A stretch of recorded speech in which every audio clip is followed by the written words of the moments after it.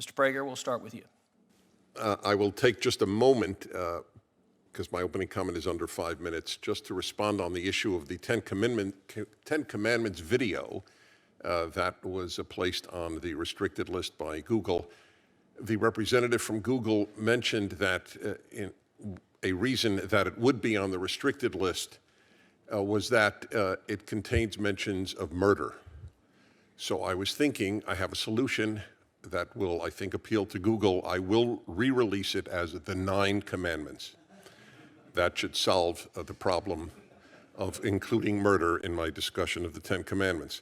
And as regards the swastika, yes, there is a swastika. It is, again, in the commandment of do not murder, wherein I show that murder, there are people who believe murder is all right even today, and I use the swastika and the hammer and sickle as 2 examples. I would think we would want young people to associate the swastika with evil. That was why I had a swastika. It is an honor to be invited to speak in the United States Senate, but I wish I were not so honored, because the subject of this hearing, Google and YouTube's, and for that matter, Twitter and Facebook's suppression of internet content on ideological grounds, threatens the future of America more than any external enemy. In fact, never in American history has there been as strong a threat to freedom of speech as there is today. Before addressing this, however, I think it important that you know a bit about me and the organization I co-founded, Prager University, PragerU, as it is often referred to. I was born in Brooklyn, New York. My late father, Max Prager, was a CPA and an Orthodox Jew who volunteered to serve in the U.S. Navy at the start of World War II. My father's senior class thesis at the City College of New York was on anti-Semitism in America.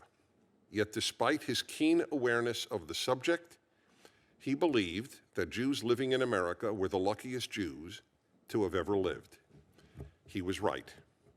Having taught Jewish history at Brooklyn College, written a book on anti-Semitism, and fought Jew hatred my whole life, I thank God for living in America. It breaks my heart that a vast number of young Americans have not only not been taught how lucky they are to be Americans, but have been taught either how unlucky they are or how ashamed they should be. It breaks my heart for them, because contempt for one's country leaves a terrible hole in one's soul, and because ungrateful people always become unhappy and angry people. And it breaks my heart for America, because no good country can survive when its people have contempt for it. I have been communicating this appreciation of America for 35 years as a radio talk show host, the last 20 in national syndication with the Salem Radio Network, an organization that is a blessing in American life. One reason I started PragerU was to communicate America's moral purpose and moral achievements, both to young Americans and to young people around the world. With 1 billion views a year, and with more than half of the viewers under age 35, PragerU has achieved some success. My philosophy of life is easily summarized. God wants us to be good, period.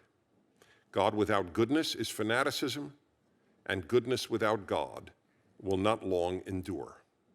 Everything I and PragerU do emanates from belief in the importance of being a good person.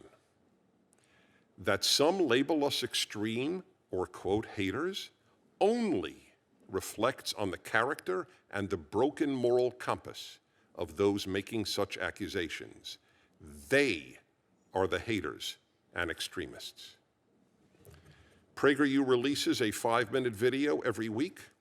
Our presenters include 3 former prime ministers, 4 Pulitzer Prize winners, liberals, conservatives, gays, blacks, Latinos, atheists, believers, Jews, Christians, Muslims, and professors and scientists from MIT, Harvard, Stanford, and a dozen other universities. Do you think the Secretary General of NATO, or the former prime ministers of Norway, Canada, or Spain, or the late Charles Krauthammer or Philip Hamburger, distinguished professor of law at Columbia Law School, would make a video for an extreme or hate-filled site? The idea is not only preposterous, it is a smear. Yet Google, which owns YouTube, has restricted access to 56 of our 325-minute videos and to other videos we produce.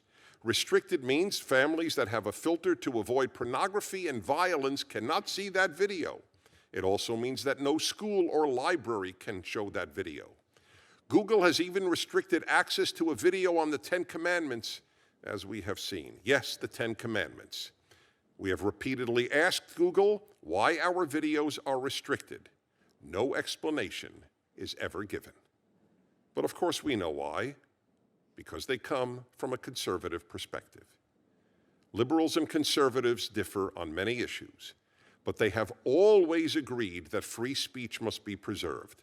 While the left has never supported free speech, liberals always have. I therefore appeal to liberals to join us in fighting on behalf of America's crowning glory, free speech. Otherwise, I promise you, one day you will say, first they came after conservatives, and I said nothing.